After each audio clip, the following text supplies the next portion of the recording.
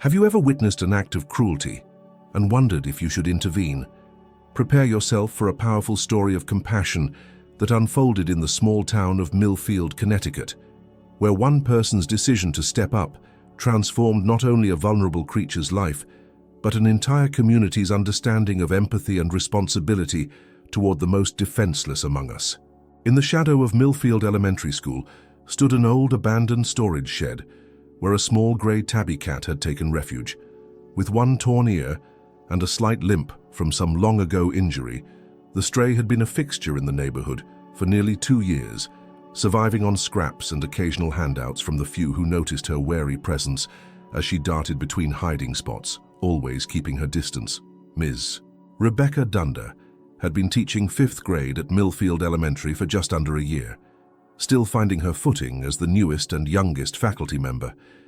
At 32, she had left a promising career in marketing to pursue her true calling in education, bringing fresh perspectives and unconventional methods that sometimes raised eyebrows among the more traditional staff members of the rural school. The children of Millfield came from diverse backgrounds, some from comfortable homes in the newer developments. Others from the struggling families who remained after the textile factory closure had devastated the local economy. This disparity created invisible lines in the schoolyard, divisions that concerned Ms. Dunder as she watched from her classroom window during recess duty on a crisp October afternoon. It was during that ordinary Tuesday recess that Ms. Dunder first noticed a group of 5 boys from her class gathering near the fence line that separated the playground from the overgrown lot containing the old storage shed. Something in their furtive glances and huddled posture triggered her teacher's instinct that trouble was brewing in that corner of the schoolyard. Jason Miller was the unofficial leader of the group, a charismatic 11-year-old whose difficult home situation was reflected in his academic struggles and occasional behavioral issues. Next to him stood Lucas Peterson and the twins, Leon and Noah Wright, all following Jason's lead as they had throughout the school year. The 5th boy, Miguel Sanchez, hovered at the edge of the group, his expression uncertain. Ms. Dunder felt her concern deepen as she observed Jason picking up something from the ground and weighing it in his hand. The revelation of what was happening came with horrifying clarity as she saw the stone leave his hand in a practiced arc, followed by a distant yowl that carried across the playground, a sound of pain and fear that immediately set her in motion toward the fence line. The scene unfolded with sickening clarity as Ms. Dunder approached. The boys had spotted the grey tabby sunning itself near the old shed and had begun pelting it with rocks and sticks, laughing as the frightened animal tried to escape but found itself cornered against the dilapidated wooden structure. With each impact, the cat's cries grew more desperate, a sound that would haunt Ms. Dunder for months to come. "What's going on here?" Ms. Dunder's voice cut through the boys' laughter, sharper than her students had ever heard from their usually gentle teacher. The group froze, Jason with another rock still clutched in his hand, Miguel already backing away from the scene. The cat, seeing an opportunity in the distraction, limped hurriedly toward a small opening beneath the shed, leaving tiny droplets of blood on the dirt. The confrontation that followed marked a turning point that no one present could have anticipated. Not the stunned students caught in an act of casual cruelty, not the other teachers who had missed the incident entirely, and certainly not the injured stray whose desperate situation would catalyze changes far beyond the schoolyard fence, where it had sought only a moment's peace in the autumn sun. "It's just a stray cat," Jason defended, his voice carrying a bravado that didn't quite mask his surprise at being challenged. "My dad says they're pests and spread diseases. We're just having some fun." The other boys nodded in agreement, except for Miguel, who had retreated further from the group, his eyes fixed on the blood spots darkening the dirt where the cat had disappeared. Ms. Dunder's response in that crucial moment would be remembered and recounted throughout the school year and beyond, not for its volume or fury, but for its devastating quietness and the questions that followed. "Fun?" she asked, her voice barely above a whisper. "Is that what you felt just now, Jason? When you heard it cry out in pain, did that sound like fun to you, or to any of you?" The silence that followed seemed to stretch across the playground, broken only by the distant shouts of other children playing, oblivious to the scene unfolding by the fence. Ms. Dunder knelt down, touching one finger to a drop of blood on the ground, then holding it up for the boys to see. A vivid red accusation against the blue sky. "This is pain," she said simply. "This is fear. This is suffering."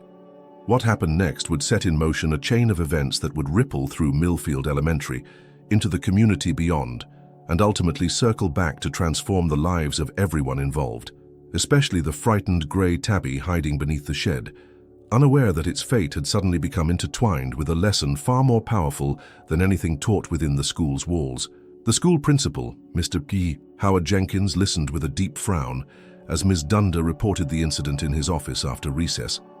"Boys will be boys, Rebecca," he sighed, leaning back in his chair. "I'll speak to them about appropriate playground behavior, but I think you're making too much of this. It was just a stray animal after all."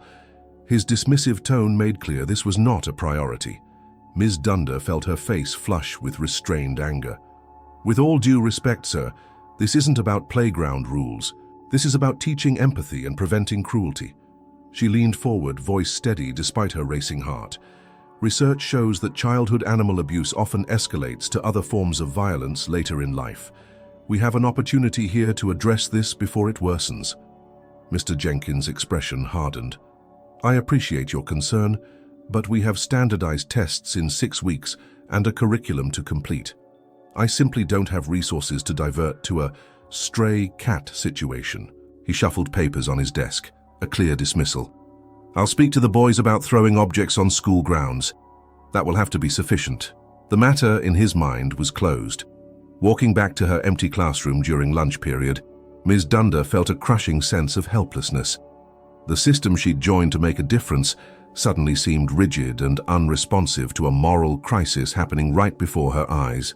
Worse, the injured cat remained somewhere beneath that shed, possibly suffering from wounds that could become infected without treatment. The thought was unbearable. As her students filed back in after lunch, Ms. Dunder noticed Jason strutting, clearly emboldened by the minimal consequences. Just a brief talk with Mr. Jenkins that had apparently done little to impress upon him the seriousness of his actions. Miguel, however, sat quietly at his desk, not joining in the whispered conversations and laughter of the other boys involved in the incident. The afternoon mathematics lesson proceeded mechanically, Ms. Dunder going through the motions while her mind remained with the injured tabby. When the dismissal bell rang, she made a swift decision. Instead of joining the teachers' meeting scheduled for that afternoon, she would return to the shed. Mr. Jenkins might consider the matter closed, but her conscience would not allow her to simply walk away. Armed with a small can of tuna from her lunch bag and a first aid kit from the school nurse's office, Ms. Dunder made her way across the now empty playground. The late October sun cast long shadows as she approached the shed cautiously, scanning the area for any sign of the grey tabby.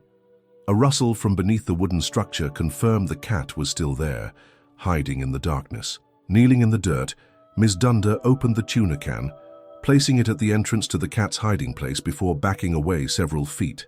"It's okay," she murmured softly, though she knew the traumatized animal wouldn't understand her words. "I'm not going to hurt you, I want to help." Minutes passed in silence, the untouched tuna a testament to the depth of the cat's fear and distrust. As dusk approached, Ms. Dunder realized she would need a different strategy. The cat was too frightened to emerge while she was present, yet clearly needed medical attention based on the blood she'd seen earlier. With a heavy heart, she decided to leave the food and return the next day with a proper plan. As she stood to leave, a movement caught her eye. Miguel Sanchez standing hesitantly at the fence line. "Ms. Dunder?"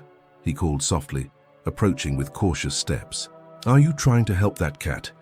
His eyes were wide with a mixture of hope and guilt as he glanced toward the shed.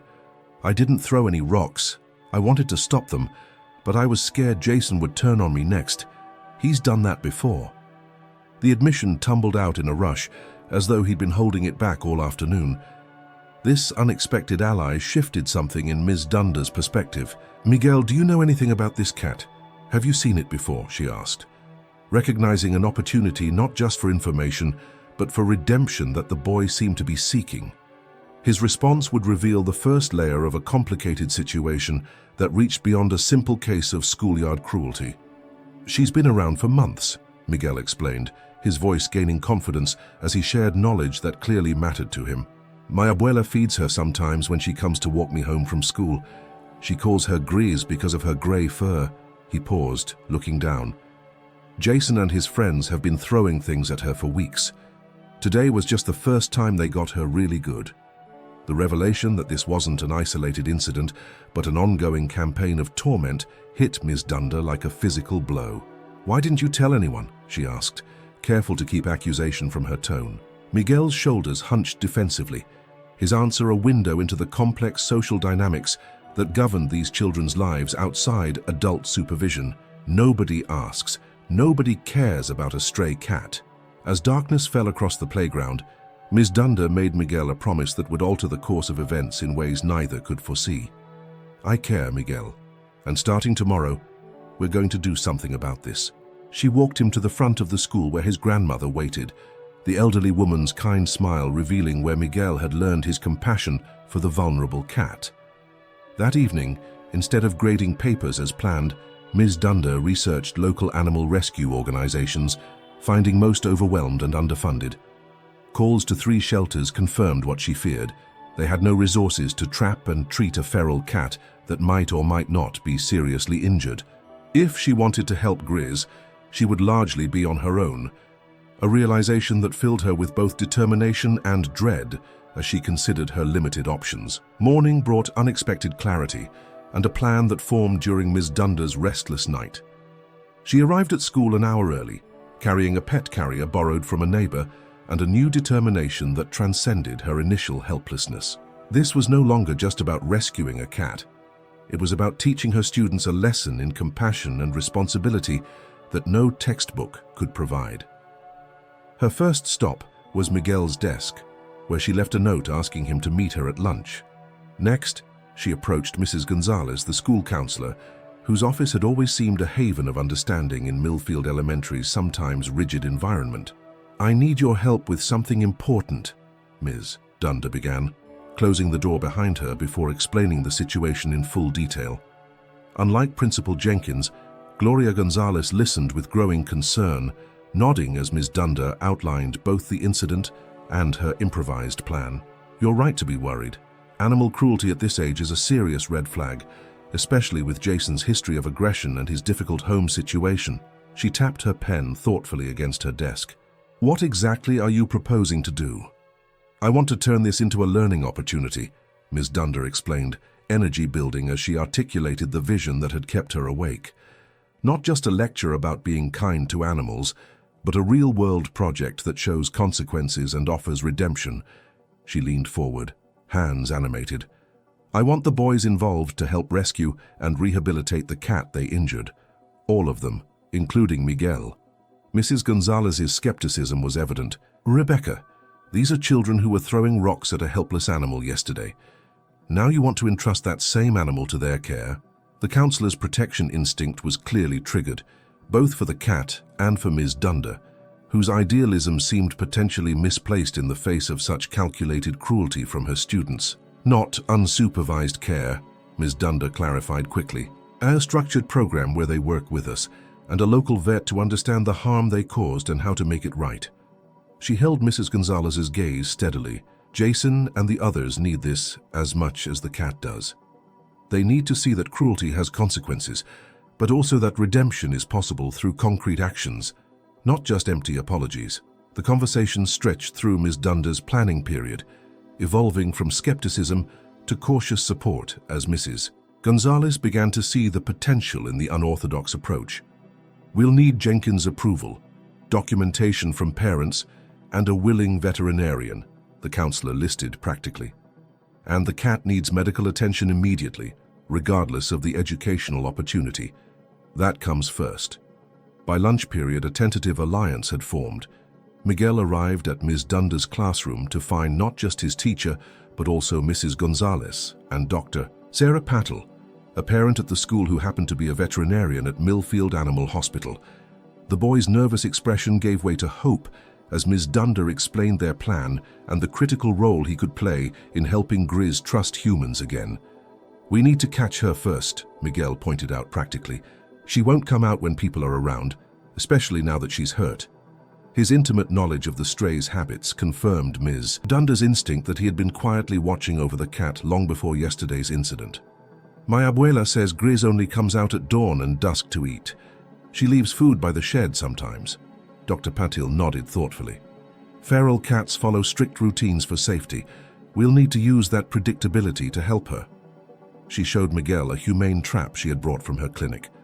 This won't hurt her. It simply closes a door once she's inside eating. Then we can bring her to my clinic for treatment. The equipment looked both promising and intimidating in the fluorescent light of the classroom. The next phase was more challenging, confronting Jason and the other boys with their actions and the opportunity to make amends. Principal Jenkins, reluctantly brought into the expanding circle of the intervention, sat stiffly in Ms. Dunder's classroom after school as the 4 boys filed in, their expressions ranging from defiance to apprehension. Miguel joined them, sitting slightly apart, his role not yet clear to his peers. Yesterday, Ms. Dunder began without preamble, "You injured an animal that has done nothing to harm any of you." She gestured to photographs Dr. Patil had provided of similar injuries in cats, images shocking enough to make even Jason's practiced indifference falter. "These are the kinds of wounds your rocks likely caused.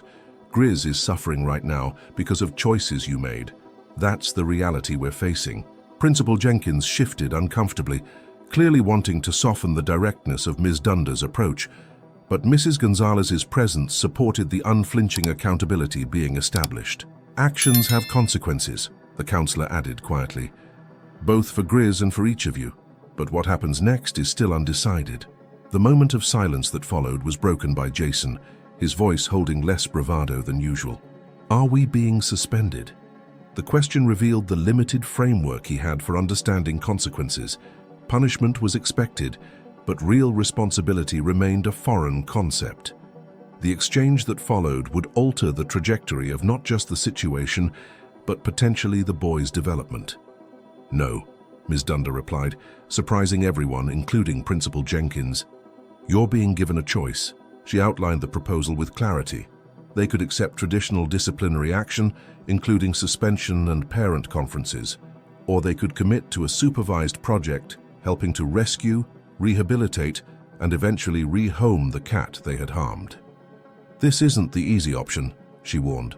"The project would require after-school commitment 3 days a week, for at least a month, possibly longer depending on Grizz's injuries. It would involve learning about animal behavior, assisting with medical care under Dr. Patil's supervision, creating educational materials about animal cruelty for younger students, and ultimately helping to find Grizz a permanent home once she recovered. The work would be documented in detail." "Why would we want to do all that for some stupid stray?" Leon Wright asked, though his twin brother Noah was notably silent, eyes fixed on the injury photographs still displayed. Lucas Peterson sat with his hands tightly clasped, having spoken not a word since entering the room.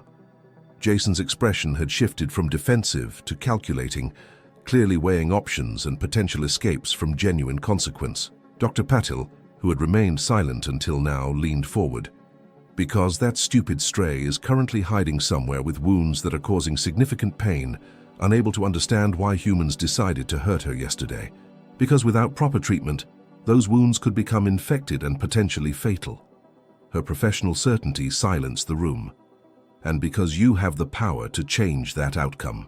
Dawn painted the sky in watercolor hues as Ms. Dunder, Dr. Patil, and Miguel carefully positioned the humane trap near the shed, baiting it with aromatic tuna and sardines. The adults stepped back to a watching position behind the school building, but Miguel hesitated, kneeling near the trap. "Buena suerte, Gris," he whispered before joining them. "We're going to help you get better." His sincerity brought unexpected tears to Ms. Dunder's eyes. The wait stretched through the early morning, tension building as school buses began arriving and children filled the playground on the other side of the building. Just as Ms. Dunder was considering whether they should remove the trap until after school, there was movement near the shed, a grey shadow cautiously approaching the enticing scent of fish, limping noticeably on its right front paw. "She's here," Miguel breathed, barely audible. Dr. Patil placed a steadying hand on his shoulder as they watched Gris hesitantly circle the trap, her survival instincts battling with hunger and the irresistible bait. After what seemed an eternity, desperation won. The cat stepped tentatively into the trap, reaching for the food. The mechanism triggered with a soft click that sounded thunderous in the morning quiet. Grizz's panicked reaction was immediate and heartbreaking. She threw herself against the sides of the trap, a flurry of terrified movement that threatened to worsen her injuries. Dr. Patel moved swiftly, covering the trap with a dark cloth she had ready. "The darkness will calm her," she explained as the cat's movements gradually subsided to trembling stillness. "It's stressful, but it's her best chance now." The capture of Grizz marked the true beginning of the project that would transform multiple lives in unexpected ways. After school that day, Jason, the twins Lucas and Miguel gathered nervously at Millfield Animal Hospital, the first real test of their commitment to the alternative consequence they had all ultimately chosen. Some more reluctantly than others, but each recognizing it as preferable to suspension. Dr. Patel didn't soften the reality of what they found during Grizz's examination. "She has a deep laceration on her right shoulder that's already showing signs of infection," she explained, displaying the wound after sedating the frightened cat. "There's also significant bruising on her ribs and a minor fracture to her right front leg. These injuries are consistent with being hit by hard-thrown objects." The clinical description landed differently on each boy. Noah Wright turned away, visibly fighting tears. His twin Leon stared with forced bravado that couldn't quite mask his shock. Lucas looked genuinely ill, while Jason maintained a carefully neutral expression that cracked only when Dr. Patel added, "She's also severely underweight and has older scars suggesting this isn't her first experience with human cruelty." Miguel, who had positioned himself closest to the examination table, asked the question none of the others dared. "Will she be okay?" The veterinarian's measured response, that Grizz would need surgery, antibiotics, proper nutrition, and weeks of recovery, set the framework for the project that would occupy their afternoons for the coming month, a commitment that suddenly felt much more real than it had in the principal's office.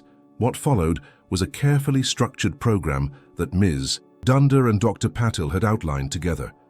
The boys were assigned specific responsibilities, learning about feline medical care, preparing proper nutrition, creating a recovery space, documenting Grizz's healing process, and researching the broader issues of animal welfare and the connection between animal abuse and other forms of violence. The transformation didn't happen overnight. Jason initially approached tasks with mechanical compliance, doing the minimum required to avoid traditional punishment. The twins participated with identical uncertainty, while Lucas remained nearly mute during the first week, completing his assignments with silent efficiency. Miguel, already invested in Grizz's welfare, became the unexpected bridge between the reluctant participants and the increasingly responsive cat. 2 weeks into the project, the first significant breakthrough occurred. Grizz, her wounds healing and her strength improving with proper nutrition, began responding to Miguel's quiet presence by purring, a sound that stopped abruptly whenever the other boys approached. "She remembers who hurt her," Dr. Patil explained matter-of-factly. "Trust once broken isn't easily rebuilt. That's something for all of you to consider." The challenge to regain Grizz's trust became unexpectedly personal for Jason, whose frustration at the cat's continued fear response revealed cracks in his indifferent facade. "She just hates me," he complained, after another failed attempt to approach her recovery enclosure without triggering her retreat to the farthest corner. Miguel, growing more confident in his role, offered simple advice. "She needs to see you differently. You have to show her you're not the same person who threw those rocks." That guidance, the need to actively demonstrate change rather than merely expect forgiveness, resonated beyond the immediate situation. Mrs. Gonzalez, who had been conducting weekly reflection sessions with the group, noted the shifting dynamics in her reports to Ms. Dunder. They're beginning to understand that reconciliation requires more than just avoiding further harm. It requires active repair. By the 3rd week, the project had attracted attention throughout Millfield Elementary. Other students asked questions, teachers expressed curiosity, and even Principal Jenkins began stopping by Ms. Dunder's classroom to check on Grizz's progress through the photojournal the boys maintained. What had begun as an alternative to punishment was evolving into a model for restorative justice that engaged the wider school community. The most profound change appeared in Lucas, whose silence had concealed a deep artistic talent that emerged when the group was assigned to create educational materials about animal welfare. His detailed illustrations of Grizz, showing her injuries, treatment, and recovery, communicated the reality of animal cruelty with impact no words could match. "I didn't think about her as real before," he admitted quietly. With the approach of the project's final week, Mrs. Dunder introduced the most challenging element, preparing Grizz for potential adoption. The cat's physical recovery had progressed remarkably, her coat regaining luster and her limping barely noticeable, but her wariness around strangers remained pronounced. "She needs socialization with people she can trust," Dr. Patel explained. "Otherwise, she may never be adoptable." The solution came from an unexpected source. "What if we brought her to the classroom?" Jason suggested during a planning session, his previous reluctance replaced with genuine engagement. "We could create a safe space in the back corner, and she could get used to being around people without feeling trapped or threatened. We'd teach the other kids how to behave around her." The thoughtful proposal revealed how far he had come. With careful preparation and strict guidelines, Operation Classroom Cat launched in Ms. Dunder's room. The boys constructed a multi-level enclosure that gave Grizz places to retreat when overwhelmed, while still allowing controlled interaction. They created instructional posters about respectful animal treatment and took turns monitoring Grizz's stress levels, learning to recognize subtle signs of fear or discomfort. The cat's presence transformed the classroom atmosphere in ways Ms. Dunder hadn't anticipated. Students who struggled with attention found themselves naturally quieter to avoid startling Grizz. Those with behavioral issues showed unexpected gentleness when permitted supervised interaction with her. Academic discussions about empathy and responsibility gained immediate relevance through her living presence. As winter softened into spring, Grizz's transformation from frightened stray to composed classroom resident mirrored subtler changes in the students who had once harmed her. Jason, whose leadership had previously channeled toward destruction, now led classroom discussions about animal welfare with unexpected passion. The quiet authority he developed while teaching younger students proper animal handling techniques revealed leadership qualities his teachers had never glimpsed before. The most poignant moment came unexpectedly during a routine afternoon when Jason was sitting alone completing an assignment. Grizz, who had maintained her distance from him longer than from the others, approached his desk unprompted and cautiously jumped onto his lap. Ms. Dunder, witnessing silently from her desk, saw tears well in the boy's eyes before he quickly blinked them away, one hand gently stroking the cat's healed back. What had begun as an alternative to punishment had evolved into Millfield Elementary's most successful character education initiative. The school board, initially skeptical of Ms.